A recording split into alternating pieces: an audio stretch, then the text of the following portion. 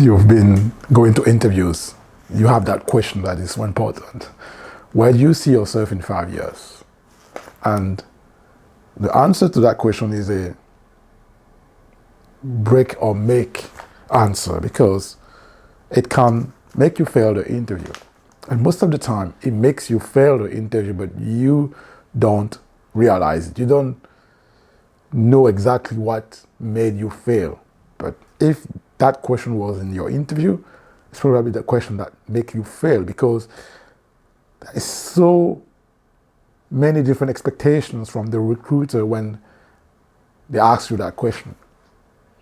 So I'm going to show you how to answer that question so that you stand out in your interview and you get that job, you get your dream job. My name is Arthur, and I am helping ambitious professionals and people in their career so that they can stand out, they can be fulfilled, and they can love their career and their life consequently, and making the most money out of it. So if you're interested in what I'm talking about in this channel, don't forget to subscribe to the channel and hit that clock so that you'll receive the notification that I'm sending every single time.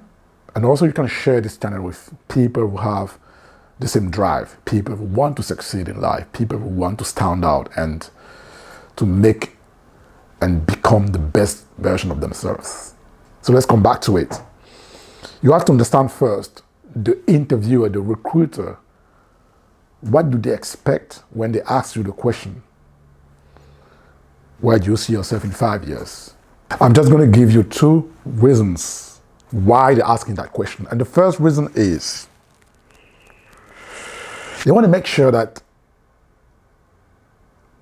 you want to be there in the future. They want to make sure that when you get into that role, you still see yourself there in 2, 3, 4, 5 years. They don't want to hire someone who is just career oriented, meaning is using that position as a stepping stone. That's their expectation. They want to hire someone they feel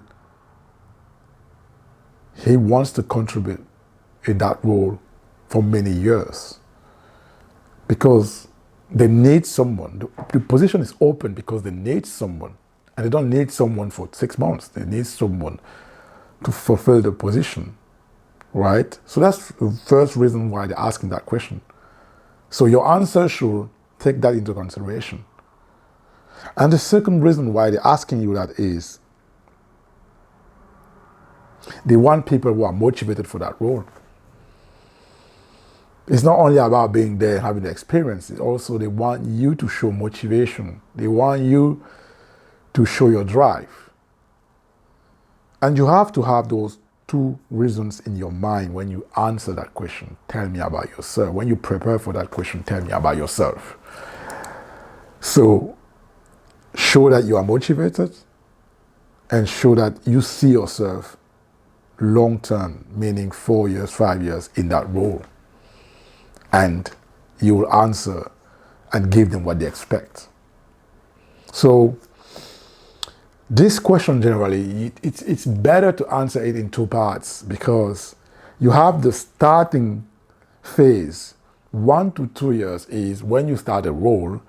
You have this phase, which is the initiation phase, as I call it, right? Where you get to grasp the role and stuff. And then you have 2 to 4 years where it's more like now it's expanding phase, because you've already mastered during the first 2 years. So it's great to break it down into those 2 parts, meaning the way you're going to answer it is, in the first 2 years, I will focus on developing my skills. I will focus on mastering my role. I will focus on making sure that I am bringing value to the team, making sure that I am working hard to bring the most value, to be valuable, to help people in the team, to become a master so that I can be autonomous, so that I can be an expert in what I do, and that the team can rely on me to do that. That's the first part of the question. And the second part will be,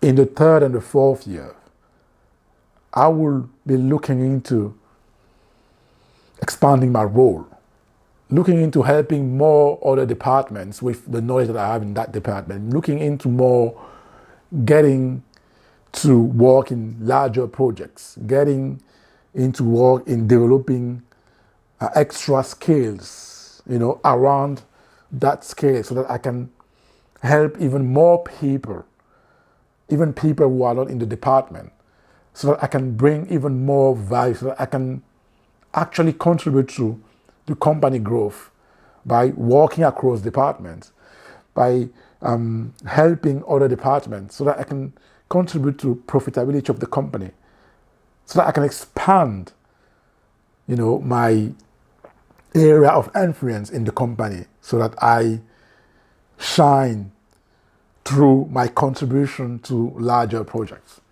Those are the two parts. And it's so important to break it down like that. The second thing that I want to share with you in that answer is never give a role. Like, let's say in 2 to 5 years, I want to be a manager, or in 5 years, I see myself as a CEO. Because maybe there is no opportunity for you to go to the N+1, meaning to get to manager role, because there's no manager role open. Maybe you're being interviewed by the manager, so it feels threatened. So you shouldn't talk about positions, you should talk about what you will do. That's why it's so important to say the first 2 years, I focus on mastering my role, mastering my skills, bringing value to the team, and, bringing more value to the team. And on the other 2 years, 3 to 4 years, that's where you start not talking about I want to become a manager, but more like I want to help other people master. I want to become a mentor for other team members.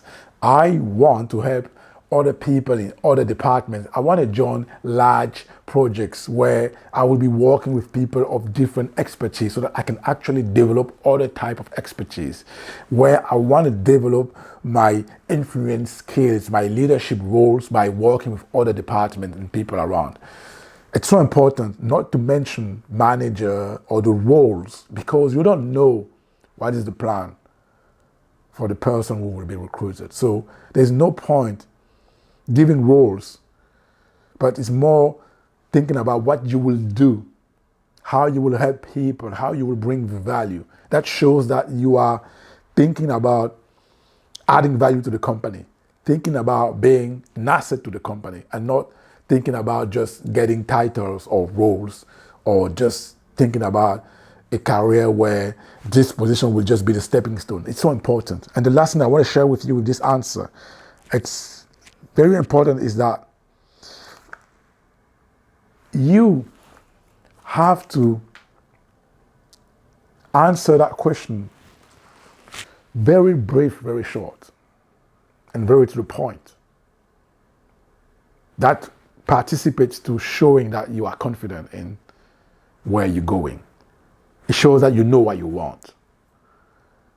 You should prepare this in advance and deliver it in a way that you're very clear.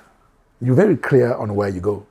It's so important. And sometimes, even most of the time, that is what showing your confidence. And that's what is convincing people. It's being clear on where you want to go. Because you have to realize that we're always doubting ourselves, right? And we like people who are clear on where they're going. So that was for me. But it's so important, this question. And if you follow these principles that I just shared, I am sure you will make a difference in your interviews. And please, if you apply this in an interview coming, please come back and put in the comment how it worked for you. And if you have other tips, also put in the comments, so that we all benefit from your knowledge as well.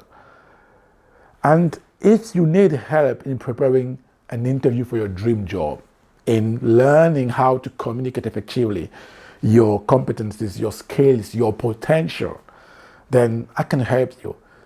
And I put a link below this video in the description so that you can book a call with me or someone in my team. We can help you stand out in that interview or stand out in your career and excel at it. That's what I am doing. And that's why I started this channel as well. So until then, I'll talk to you in another video. Bye-bye.